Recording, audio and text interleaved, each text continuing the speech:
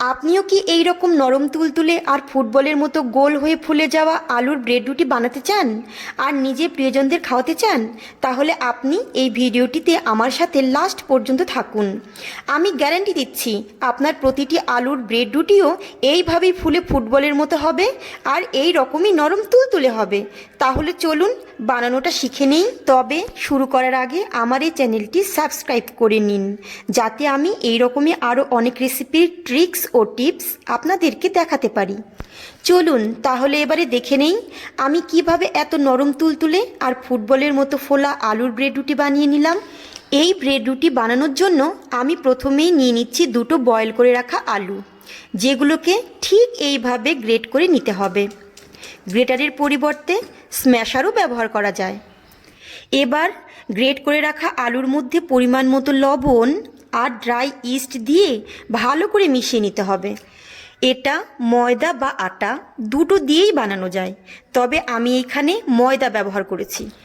আলুর সাথে ময়দা মেশানোর আগে আলু ও ময়দার পরিমাণ অনুযায়ী পরিমাণ মতো গরম দুধ নিয়ে নিতে হবে, আর এই দুধ দিয়েই কিন্তু পুরো ডোটা তৈরি হবে।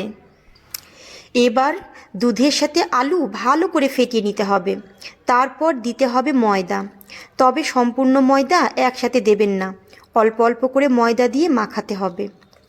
প্রথমের ময়দাটুকু মাখানো হয়ে গেলে আরও একটু ময়দা অ্যাড করে আবার ভালো করে মাখাতে হবে। এইভাবেই মাখিয়ে ডোটা তৈরি করে নিতে হবে।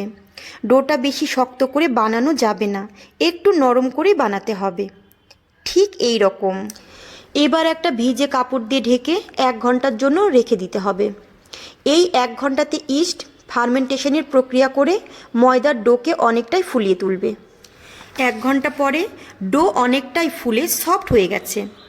এখন আর একবার একটু শুকনো ময়দা দিয়ে ডোকে ভালো করে মালিশ করে নিতে হবে, যাতে গোল করে লেচি বানাতে সুবিধা হয়।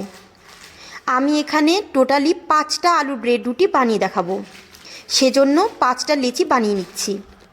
লেচিগুলো বানানো হয়ে গেলে আবারও কিন্তু একটা ভেজা কাপড় দিয়ে ঢেকে 10 মিনিটের জন্য রেস্টে রাখতে হবে। 10 মিনিট ঢেকে রাখলে গোল করে রাখা লেচিগুলো আরও ভালো করে ফার্মেন্ট হবে আর ব্রেড রুটিগুলো অনেক নরম তুলতুলে হবে। এবার বেলুন দিয়ে গোল করে রুটিগুলো এক এক করে বানিয়ে তাওয়াতে ভেজে নিতে হবে। আমি একটা রুটি বানিয়ে ভেজে দেখিয়ে দিচ্ছি।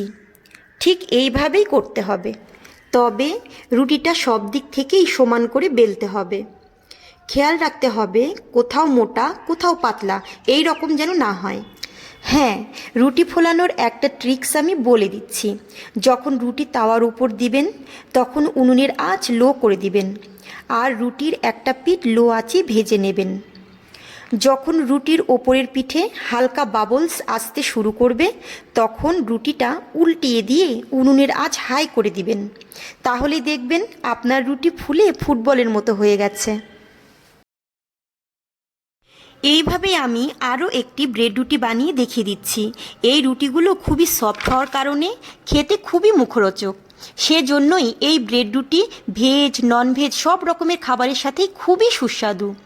এই রেসিপিটি আপনি কিন্তু খুব সহজেই বাড়িতে বানিয়ে প্রিয়জনদের খাওয়াতে পারেন। এই রকম আরও নতুন নতুন রেসিপি দেখতে চাইলে আমার চ্যানেলটি সাবস্ক্রাইব করুন, সাথে লাইক আর শেয়ারও।